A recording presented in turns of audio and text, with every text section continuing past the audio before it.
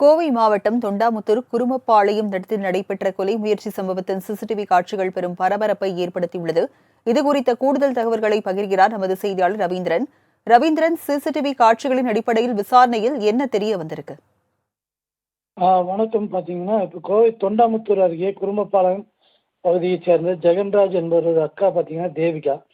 இவர் பாத்தீங்கன்னா அதே பகுதியைச் சேர்ந்த மதன்ராஜ் என்பவரும் தகாத உறவில் இருந்து வந்ததாக தெரிகிறது. இதனை நம்பி இருந்து வந்துள்ளார்.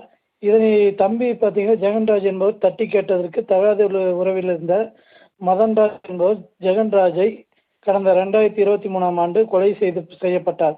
பின்னர் பாத்தீங்கன்னா கைது செய்யப்பட்டு சிறையில் சென்று ஜாமீன் வெளிவந்துள்ளார். ஜாமீன் வெளியே வந்த மதன்ராஜ் மீண்டும் தேவிகாவுடன் தகாத உறவில் ஈடுபட்டு வந்துள்ளார். தனது இன்னொரு தம்பி பார்த்தீங்கன்னா தனது தம்பி கொலை செய்த முன்விரோதத்திலிருந்து வந்த ஜெகன்ராஜின் அண்ணன் சித்திரைக்குமார் மற்றும் தேவிகாவின் கணவர் முருகன் ஆகிய இருவரும் பார்த்தீங்கன்னா மாலை 4 மணி அளவில் தொண்டாமுத்தூர் அருகே உள்ள குருமப்பாளையம் மருதப்பர் நகர் பகுதியில் இருசக்கரத்தில் வந்த மதன்ராஜை தாங்கள் மறைத்து வைத்திருந்த கத்தியை கொண்டு சரமாரியாக வெட்டினர். இதனால் பார்த்தீங்கன்னா இடது தாடை, இடது புருவம் மற்றும் வலது முன்கையில் பலத்த வெட்டு காயம்பட்டது. மதன்ராஜ் அலறல் சத்தம் கேட்டு அங்கு இருந்த பொதுமக்கள் கூடியதால் அங்கு இருந்து சித்திரைக்குமார் மற்றும் முருகன் ஆகியோர் இருவரும் தப்பி ஓடினர்.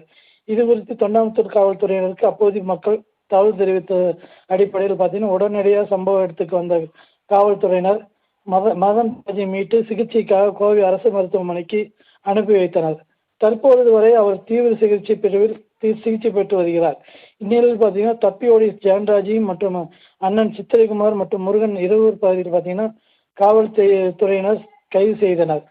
தனது தங்கையுடன் தகாத உறவில் இருந்த மதன்ராஜை தட்டி கேட்ட தனது தம்பியின் கொலைக்கு பழிக்கு பழி வாங்கவும் தனது மைத்துனருடன் சேர்ந்து இளைஞரை ஓட வெட்டிய சம்பவம் கோவையில் அதிர்ச்சியையும் பரபரப்பையும் ஏற்படுத்தியது.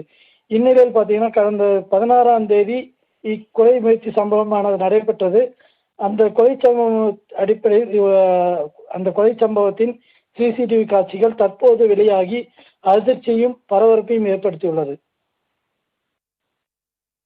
விவரங்களை வழங்கியதற்கு நன்றி ரவீந்திரன்.